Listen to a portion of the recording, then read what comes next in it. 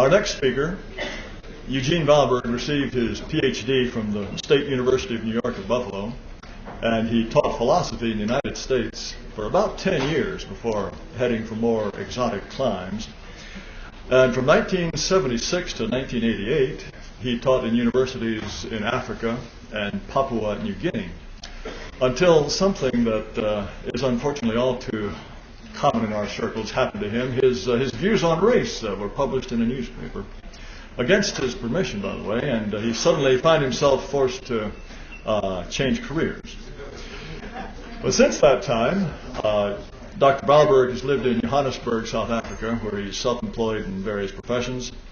Dr. Valberg, in fact, shares the distinction with only myself and Sam Dixon as being the only person who actually spoke at the very first American Renaissance Conference in 1994. Good for him. I should say we three are the only ones here today.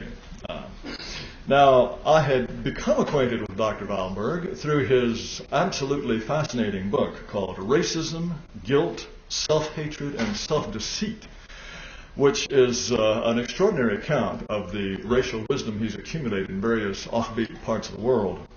The book is available by internet, and also if you speak to Dr. Valberg, he'll be happy to tell you how to get a copy.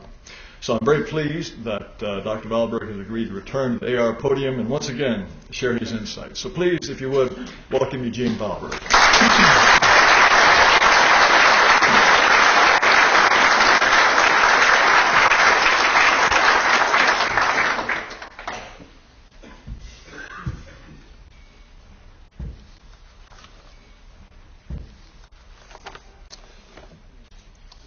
My first inklings regarding African languages arose from a conversation with students in Nigeria about a coconut in a tree and how to say where it was. I said, how would you say that it's about halfway up the tree? And they simply said, you can't say that. All you can say is that it's up. I said, how about it's all the way up? He said, it doesn't matter. All you can say is up. In other words, there's no sense of gradations. A few years later in Nairobi, two women expressed surprise when they saw that I had an English dictionary. Isn't English your language? They said, yes, it's my only language. Well, then why do you need a dictionary? In short, they were puzzled that I needed an English dictionary, and I was puzzled at their puzzlement. I said, there are always times, I said, when you come across a word that you don't know, and so you look it up in a dictionary. They said, but if English is your language, how can there be words you don't know? I said, well, what do you mean? There's always, no one knows all the words in their language. And they responded, but we know all the words in our language. Every Kikuyu, which was their language, every Kikuyu does. I said, what? I was really surprised.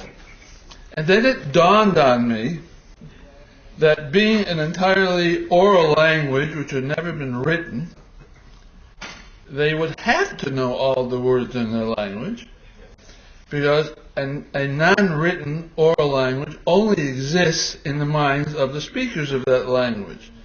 Whereas in a language like English, which is written down, the language expands indefinitely and is much greater than one person could possibly know. So that if the words in Kikuyu weren't known by the speakers, they couldn't be anywhere else, because where else could they be besides in the minds of these speakers? Which means that a non-written language has basically a finite size and is basically static. But if the size of a language is limited, it follows that the concepts in that language are also going to be limited. And therefore that the language and the thinking of such people is going to be impoverished. Of course, it is impoverished only in relation or comparison to a language like English. African languages were of necessity sufficient in their pre-colonial context. While numerous dictionaries have been compiled between European and African languages, there are very few intra-African language dictionaries. I've seen a Zulu dictionary. It is a small format paperback, 252 pages long. My queries into Zulu began when I rang the African language department at a university in Johannesburg and got to a white guy. I asked whether precision existed in pre-contact Zulu, in other words, in indigenous Zulu. He said, "Oh, that's a very Eurocentric question," and he wouldn't answer it. I called again, spoke to another white guy, got exactly the same answer. So I called UNISA in Pretoria. I spoke to a young black guy. What was the Zulu entry for precision? He said, "to make like a straight line." Was this part of indigenous Zulu? No, he said, that was added. As has been my experience in Africa, we got along like a house afire. I explained my interest in Zulu. We found my questions very interesting. Abstract concepts are usually intangible and cannot be perceived by the senses. The number 7 is prime. Its primeness, however, cannot be seen, felt, or heard. It can only be perceived by the mind. Abstract entities are often things which do not exist. What would happen if everyone threw rubbish everywhere refers to something which hopefully will not happen. Nevertheless, we can think about what would happen if everyone did that. Everything we observe occurs in time, and everything we see exists in space, yet we cannot perceive either time or space with our senses, only with the mind. Precision is also abstract. While we can see and touch things made with precision, precision itself can only be grasped by the mind. So how do we acquire abstract concepts? Is it enough, for example, that we make things with precision to have the concept of precision? Africans make excellent carvings, clearly made with precision. So why isn't the word in their language? Well, to have the concept of precision, we must not only deal with precision, but we must become aware that there is such a thing as precision and then give it a name. How do we acquire such concepts as belief and doubt? We all have beliefs. Even animals have belief. When a dog wags its tail, when he hears his master is coming, he believes that his master is coming. But it has no concept of belief because it has no awareness that it has this belief, and so has no awareness of belief per se. In short, it has no self-consciousness. It is not aware of this state of mind. A rat, conditioned to expect food after pressing a bar, but who then finds that sometimes it doesn't come, will begin doubting that the bar will bring food. But it doesn't have a concept of doubt precisely because it lacks the self-consciousness to become aware of this state of mind, which we call doubt. I observed early on that blacks generally lacked self-consciousness. If self-consciousness, self-awareness is a sine qua non for developing abstract concepts, it is not surprising that black languages are deficient in abstract terms. This lack of introspection, in fact, has its advantages. It has been my experience that neurotic behavior, characterized by excessive and unhealthy self-consciousness, a rat conditioned to expect food after pressing a bar, but who then finds that sometimes it doesn't come, will begin doubting that the bar will bring food. but it doesn't have a concept of doubt precisely because it lacks the self-consciousness to become aware of this state of mind, which we call doubt. I observed early on that blacks generally lack self-consciousness. If self-consciousness, self-awareness is a sine qua non for developing abstract concepts, it is not surprising that black languages are deficient in abstract terms. This lack of introspection, in fact, has its advantages. It has been my experience that neurotic behavior, characterized by excessive and unhealthy self-consciousness, is less common amongst blacks.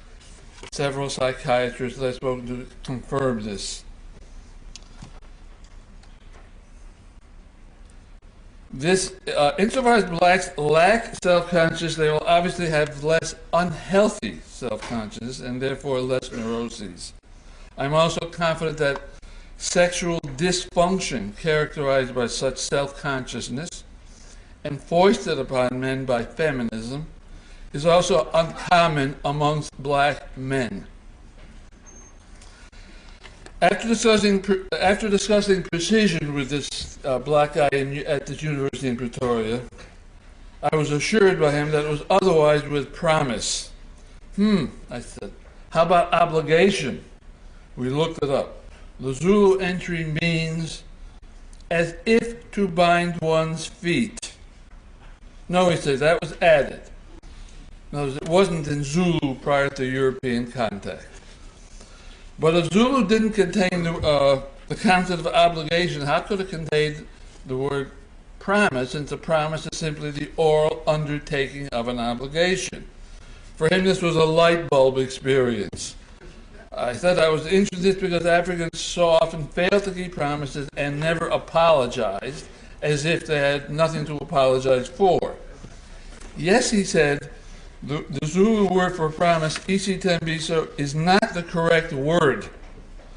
When a black person promises, he said, he means maybe I will, maybe I won't. I said, but this makes nonsense of promising, whose very raison d'etre is to bind one to a course of action. When one is not sure he can do something, he may say, well, I will try, but I can't promise. He said he'd heard whites say that and had never understood it until now. In other words, as a young Romanian friend so aptly summed it up, when a black person promises, he means, I'll try.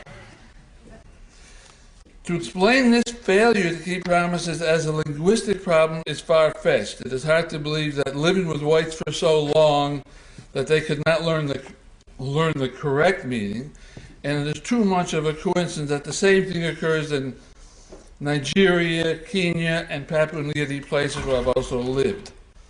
Much more likely they lack the very concept and hence cannot give the word its correct meaning. But why do they lack this concept? That none of these cultures have the concept and that the people so often fail to learn them seems to indicate an intellectual incapacity. Note the huge significance of this definition of obligation, as if to bind one's feet. An obligation binds you, but it does so morally, not physically. It is abstract. You can't see it, you can't hear it, or touch it, which of course is precisely why there's no such word in Zulu. So what have these authors of this dictionary done? They've taken an abstract concept, obligation, and made it concrete. Feet, rope, tying are all tangible and observable. And therefore, they are things that all blacks will fully understand, precisely as they will not all understand what an obligation is. The fact that they had to define obligation in this way is therefore by itself compelling evidence for my thesis that Zulu thought lacks abstract concepts, and indirectly for my claim that blacks are deficient in abstract thinking.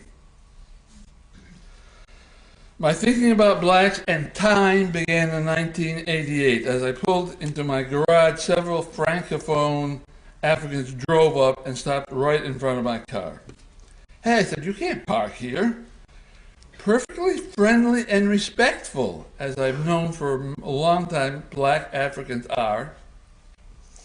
They asked me, oh, are you leaving now? No, I said, but saying what should have been the utterly obvious, I might want to leave sometime later. Park over there, and they did. The point is, their thinking seemed to encompass only the here and now. If you're leaving now, we understand, but otherwise, what's the problem? I had many other such encounters, and the key question was always, are you leaving now? The future does not exist. It will exist, but it doesn't exist now. Hence, people who have difficulty in thinking of things which do not exist will ipso facto have difficulty in thinking of the future. It appears that the Zulu entry for future, isikati, is the same word as the word for time, as well as the word for space. In other words, none of these concepts exist in Zulu thought, period. It appears also that there's no word for the past, meaning the time preceding the present. This should not be surprising, since the past no longer exists, just as the future does not yet exist. So people who have difficulty in thinking of things which do not exist will have difficulty in thinking the past as well as the future, since neither exists. This has an obvious bearing on such things as gratitude, something I've long noticed is not common amongst blacks. You might wonder why it took me so long, why it took me more than 20 years to notice this phenomenon. Briefly, I think it is because our assumptions about time are so bedrock that we're not even aware of having them. And therefore, we are not aware of the possibility that there might be some people who don't have them, who don't make these assumptions about time. Therefore, it's just not on our radar, and so, of course, we don't see it. An article in the South African press in 2002 notes the problems that blacks have with mathematics. Quote, Xhosa, another major language in South Africa, is a language where polygon and plane have the same definition. Words like triangle, quadrilateral, pentagon, hexagon are defined by only one word. End of quote. In other words, it is a language in which these concepts simply do not exist. In America, blacks are said to have a, quote, tendency to approximate space, numbers, and time, instead of aiming for complete accuracy, end of quote. In other words, they are also poor at math. In other words, 7 times 7 is about 50. Notice the identical triumvirate of abstract concepts, space, numbers, and time, none of which can be seen, heard, or touched. Is it just a coincidence that these concepts, with which blacks everywhere have such difficulties?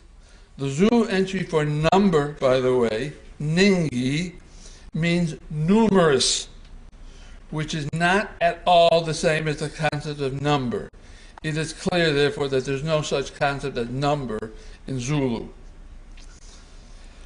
White rule in South Africa ended in 1994. It was about 10 years later that power outages started, which has recently reached epidemic proportions.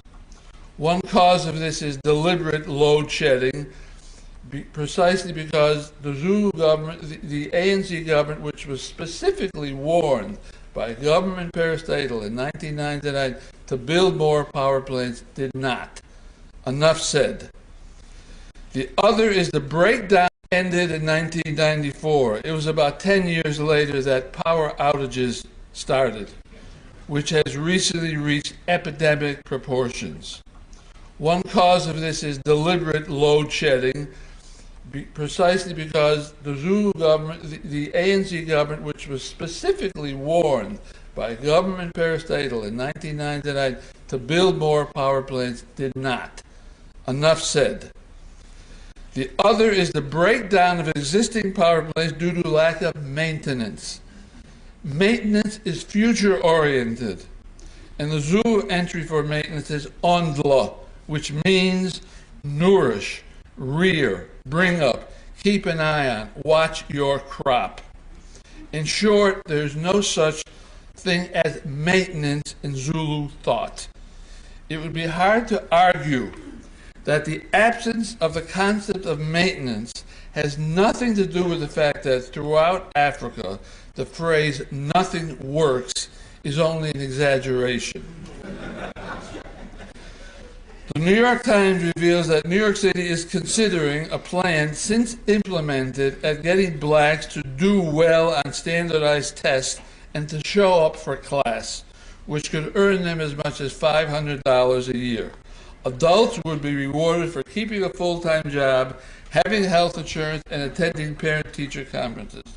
Students would be paid for doing well on tests and sometimes just for taking them, as well as for regular attendance and for each book they read. The clear implication is that blacks are not very motivated. Motivation involves thinking about the future and hence thinking about things which do not exist. Given black deficiencies in this regard, it is not surprising that they would be lacking in motivation, and having to prod them in this way is just further evidence for this. The Zulu entry for motivate is banga, under which I find in the dictionary, make, cause, produce something unpleasant, to cause trouble, contend over a claim, fight over inheritance, make for, aim at, journey. But when I ask blacks what banga means, they have no idea, which tells me that whatever it means, it does not mean motivation.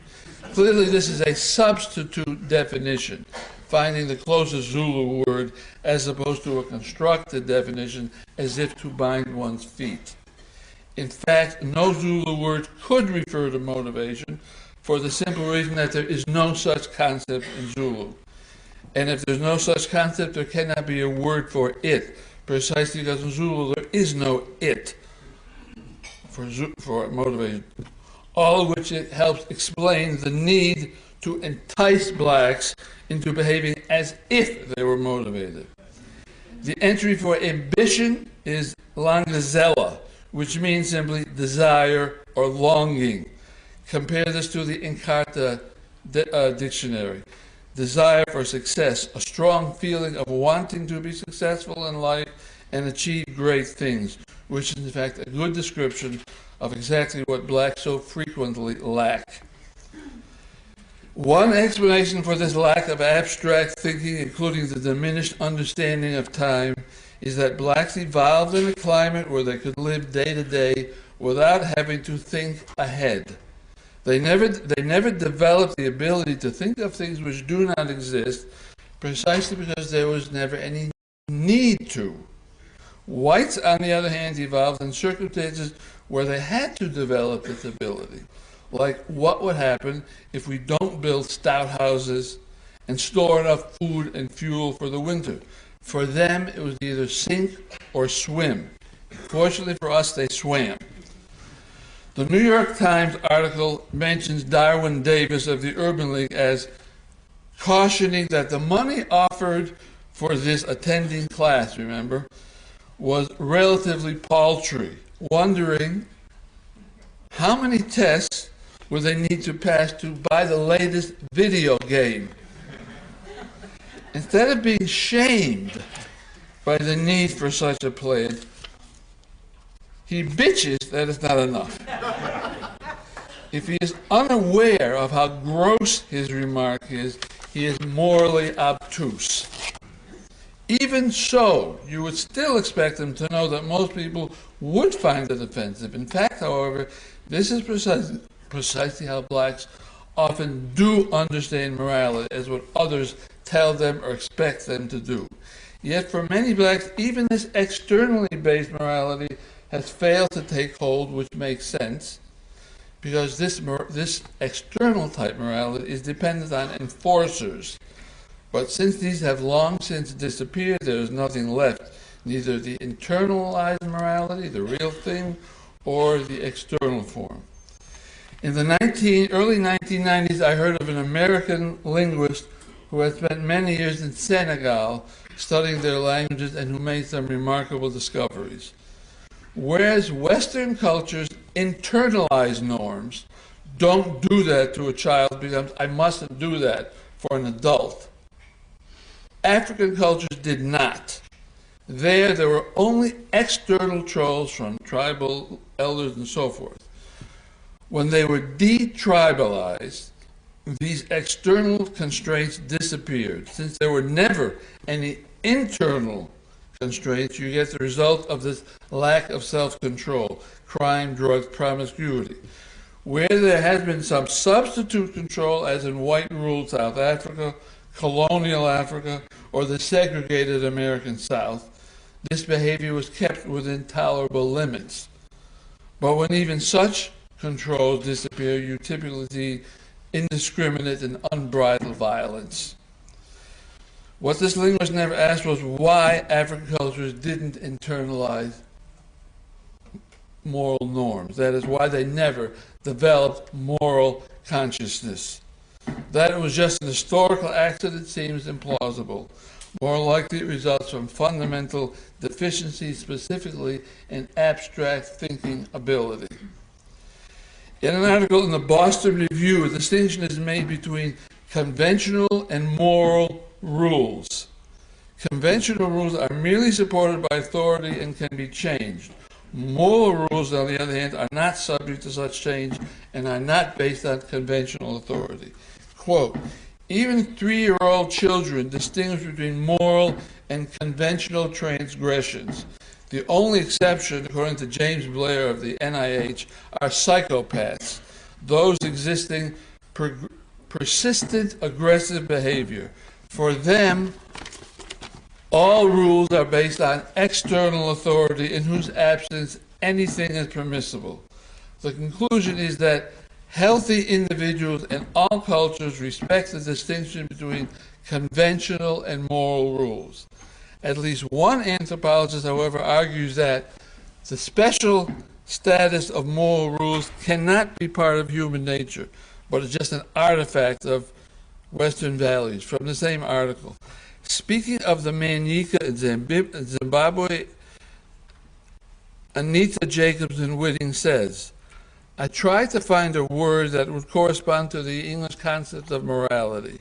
I explained what I meant by asking informants to describe the norms for good behavior towards other people. The answer was unanimous. The word for this was tsika. But when I asked my informants to translate tsika into English, they said it was good manners. In short, according to her, they did not have a concept of morality. But if awareness of the difference between moral and conventional rules is virtually universal, how does one explain its absence in these two widely separated black societies, Senegal and Zimbabwe? Jacobson-Whitting's explanation is the typical nonsense that could only come from an intellectual. The concept of morality simply does not exist. More likely is that the concept of morality, while otherwise universal, is enfeebled specifically in black cultures, precisely because of deficiency in abstract thinking.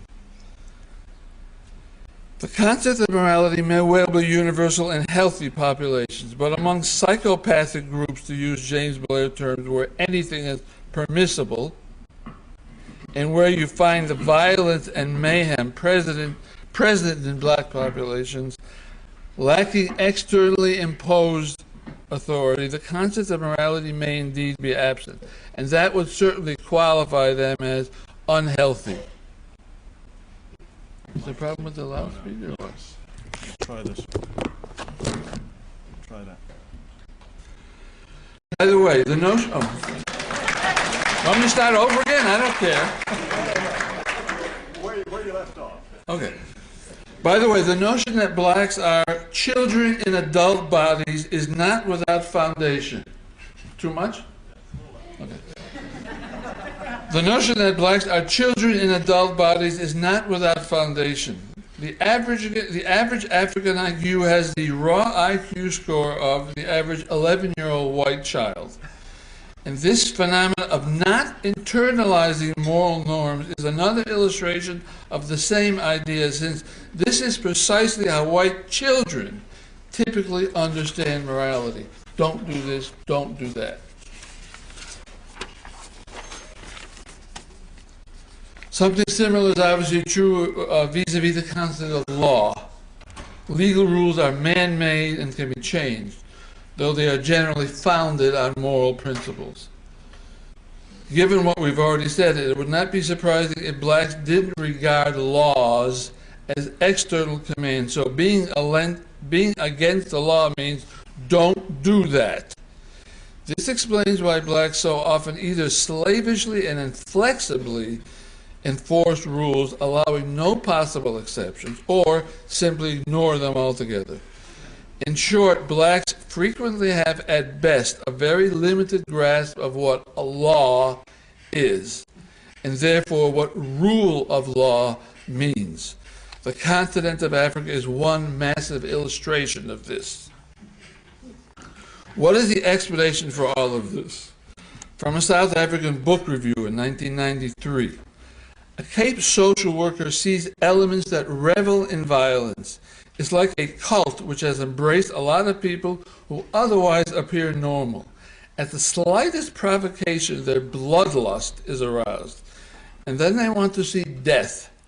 And they jeer and mock at the suffering involved, especially the suffering of a slow and agonizing death. End of quote. There's something so unspeakably vile and repulsive about this, something so beyond depravity the human brain recoils.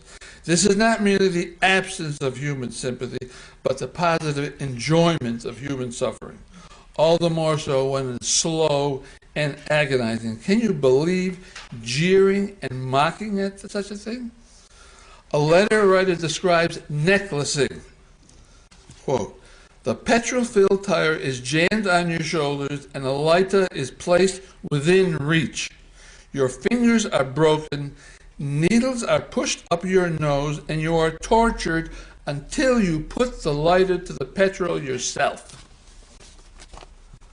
From the Chicago Tribune about Rwanda, "The ecstasy of killing, the lust for blood, this is the most horrible thought.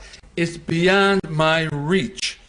The lack of moral consciousness is further evidenced by their videotaping their crimes, apparently wanting to record it for posterity. Unlike Nazi war criminals, for example, who went to great lengths to hide their deeds, these people took pride in their work." A retired Afrikaner journalist discusses the Amy Beale trial. She was an American brutally murdered trying to help blacks. Quote, "It is impossible to explain in terms accessible to the rational mind this extract from a report of the trial." Quote, "Supporters of the three men accused of murdering her burst into laughing when a witness told how the battered woman had groaned in pain, pleading for her life. I have long suspected that the concept of rape cannot mean the same in Africa as elsewhere." From Newsweek around July 2000.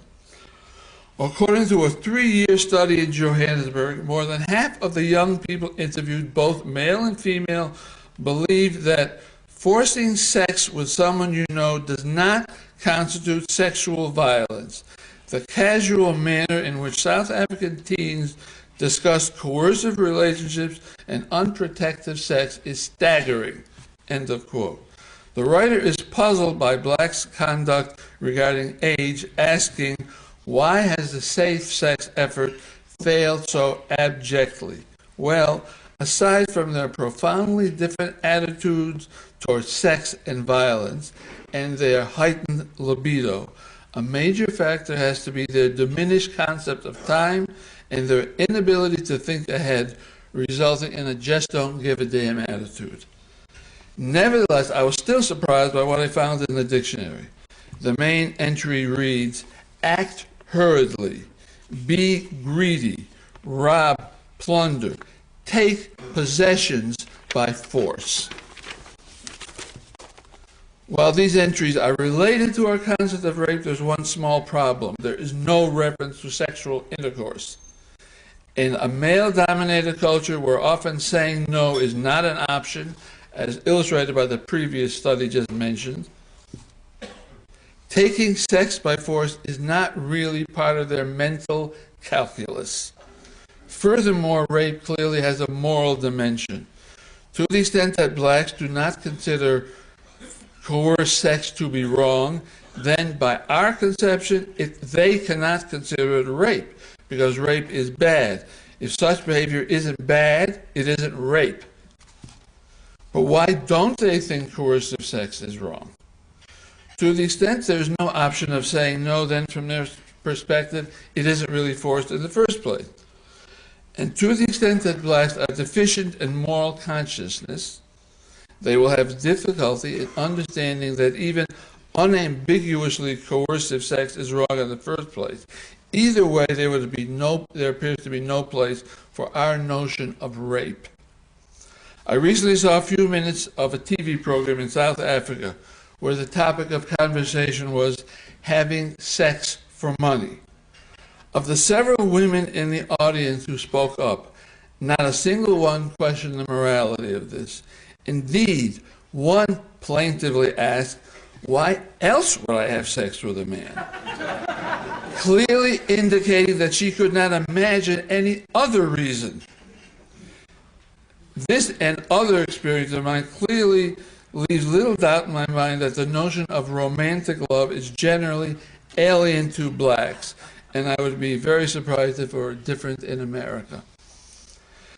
In teaching ethics, I would use the example of Alfred Dreyfus, a Jewish officer in the French army who in the late 19th century was convicted of treason even though the authorities knew he was innocent. Admitting this mistake, it was said, would have a disastrous effect on military morale and would cause great social unrest. I would in turn argue that certain things are wrong, not because of their consequences, but are intrinsically so. Even if the consequences of freeing him would be disastrous, and much worse than letting him stay in prison, he must be freed because it is unjust to keep an innocent man in prison. To my amazement, however, when I discussed this in a class in Kenya, every single student said he should not be freed. In all my years of teaching, I'd never seen this response. Blacks, I believe, generally lack the concepts of subjunctivity and counterfactuality. Examining the Zulu dictionary indicates there is no concept of fact, which would seem to rule out the concept of counterfactuality. The entry for fact reads, a single word, saying, sentence, syllable, detail, meaning that none of these concepts exist in Zulu, including detail. And note, by the way, that one cannot be aware of precision without being aware of detail. Subjunctivity is conveyed in such statements as, what would you have done if I hadn't showed up on time? This is counterfactual because you did show up on time. Moreover, these things now could not happen. Yet we're asking the person to imagine what he would have done if something which didn't happen and now couldn't happen had happened. Among other things, this clearly requires self-consciousness, blacks' lack of which we have already discussed. A friend tried to persuade his workers to contribute to a health insurance policy. What's it for, they asked. Well, if you get sick, it would pay for the hospital. Their response was immediate. But boss, we're not sick. Yes, but what if you got sick? Reply, we're not sick. End of story. There are, however, circumstances in which blacks do think of the future. For example, they plan for their funerals. Notice, however, that death is a certainty, while ill health is only a risk. A notion that involves risk, a notion that involves subjectivity, probability, and matters of degree. The Zulu entry for risk, by the way, is danger and a slippery surface. Given the all or nothing nature of black thinking, if it is not certain that you will be ill, you will not be ill. Further, death is observable. Even those with only a limited grasp of the future know that people die, that crops grow, children become adults, etc. But note that these things are all concrete. Plants growing, people aging are observable. In short, blacks tend to be aware of time when it is manifested in the concrete and observable. One of the pivotal ideas underpinning morality is the golden rule: do unto others as you would have them do unto you. How would you feel if someone stole everything you own? Well, that's how you would feel if someone robbed you. The subjectivity here is obvious, but if blacks generally lack the capacity to think of subjectivity, they will have difficulty in understanding the golden rule, and hence, therefore, in understanding many aspects of morality. Given this, we might expect their capacity for empathy to be diminished, and this is evident in the examples already cited. After all, how do we empathize? When we hear of things like necklacing, we instinctively and unconsciously ask ourselves, how would I feel if that were me? But of course, I am not and cannot be that person. Yet this thought experiment, what if that were me, provides us with valuable moral information that we wouldn't want this to happen to us, and therefore we shouldn't want it to happen to others. To the extent that people are deficient in such abstract thinking ability, they will be deficient in moral understanding and hence in human empathy, which is precisely what we independently observe. In his book, Devil's Night, Zev Shafetz quotes a black woman in Detroit. Quote, I know some people won't like this, but whenever you get a whole lot of black people, you're going to have problems. Blacks are ignorant and rude. End of quote. A few years ago, a black friend invited me to her house. There was a group of women sitting in a circle chatting, all working at the same bank as my friend and fluent in English. Even though I'd been invited by their host and had been introduced to them, they went right on speaking Zulu, knowing I spoke not a word of it. Hard to imagine, right? How to explain this? Well, most people simply couldn't be that rude to speak a language that someone doesn't know, they don't speak it, go right on speaking your language. Most persons wouldn't be rude. They know that this person would be uncomfortable, and that were this to happen to them, they wouldn't like it. And so putting themselves in the other person's shoes, they wouldn't do it to him. In short, the golden rule, don't do unto others as you wouldn't have them do unto you. So why would a room full of black people behave this way? Simple. Deficient in the ability to think counterfactually. How would I feel if that were me? It just does not occur to them that this other person will be uncomfortable. They will be unaware of the nature of their behavior because of the inability to think counterfactually. Not long ago, I was speaking to a black woman, a manager in a business store, about a headache remedy of mine that she wanted to sell. All the time there was a customer hanging about, waiting to speak to her. Finally, he interrupted us. Without a word, she walked off with him. It was certainly right for her to take care of business before personal business. But normally a person would say, sorry, I got to take care of this, I'll be right back. She just walked off. Why? Well, her behavior simply illustrated rudeness and the lack of availability to think abstractly. A friend raised the question of how this woman would have felt if someone behaved this way towards her, suggesting that she might have been insulted or felt bad at all. And she was quite right. She would not have been bothered because when all is said and done, what? 2 minutes. Oh. What I'm saying is blacks have no concept of rudeness.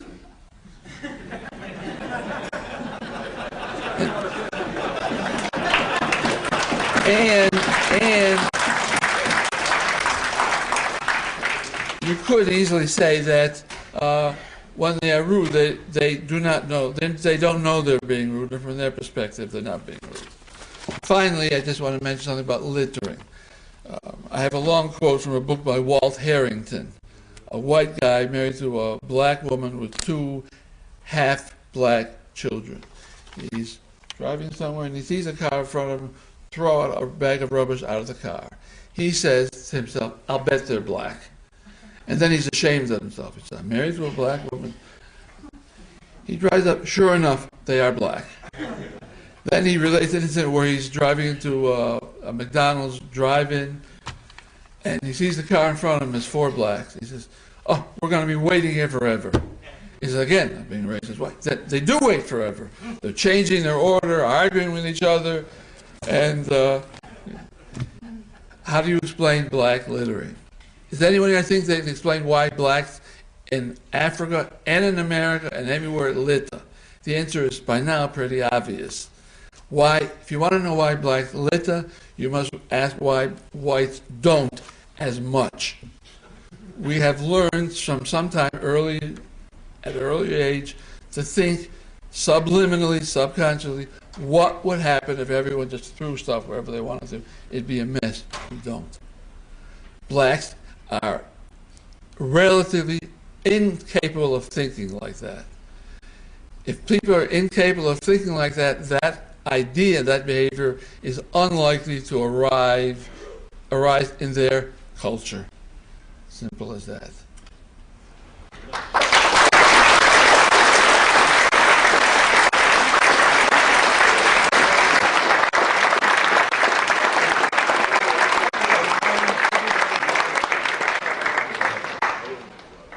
Couple of questions.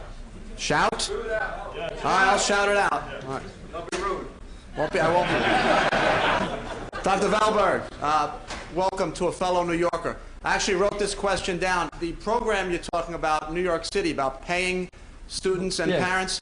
Now, I'm teaching It's been implemented, I believe. Yes, well, let me explain. First off, that's the only thing to be grateful for is that right now is private money. So that's not taxpayer money yet, but I'm sure it'll get there. Okay? I was on the New York City School Board, which is the public schools, for 12 years. I teach now in a private school. My question to you is, and by the way, I'm administrator in the private schools. I'm in charge of discipline and student affairs, a fun job.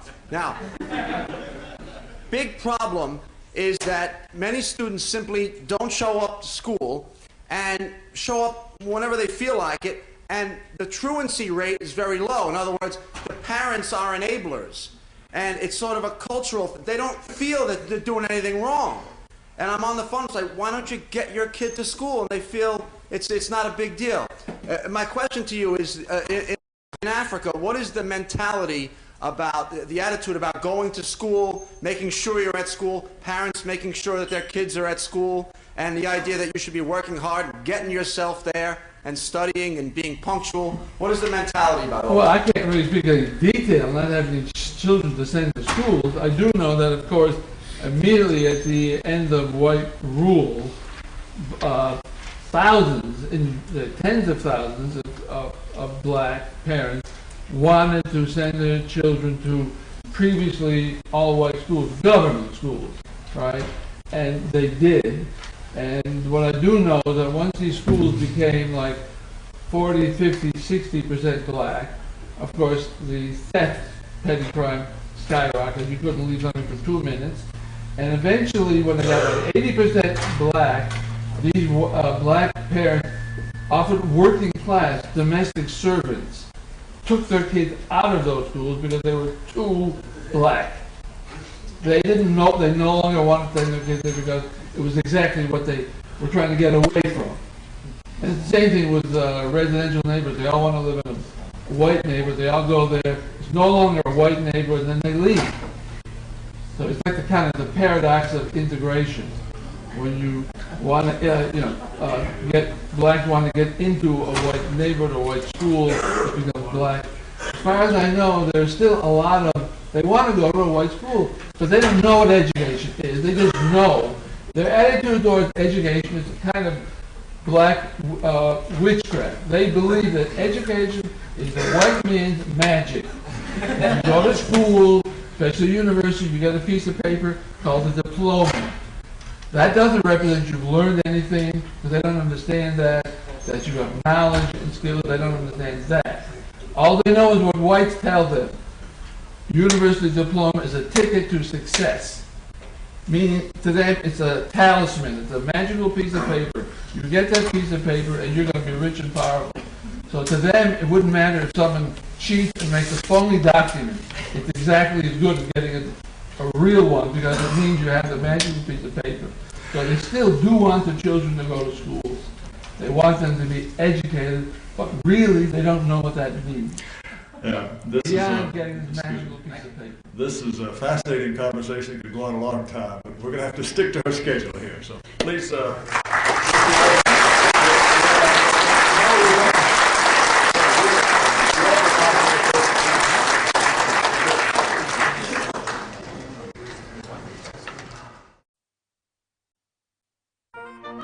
If you'd like to contact American Renaissance, you may write American Renaissance at Post Office Box 527, Oakton, Virginia 22124. If you'd like to call American Renaissance, the telephone number is area code 703-716-0900, and American Renaissance's fax number is area code 703-716-0932. American Renaissance also maintains a website. You may reach it at amren.com, amren.com. There you'll find regular news updates, links to books and publications, as well as an opportunity to email American Renaissance. Renaissance Audio Visual can be contacted at Post Office Box 1543, Marietta, Georgia 30061-1543. If you'd like to email us, you may email us at renaudviz, RENAUDVIS, @AOL.com.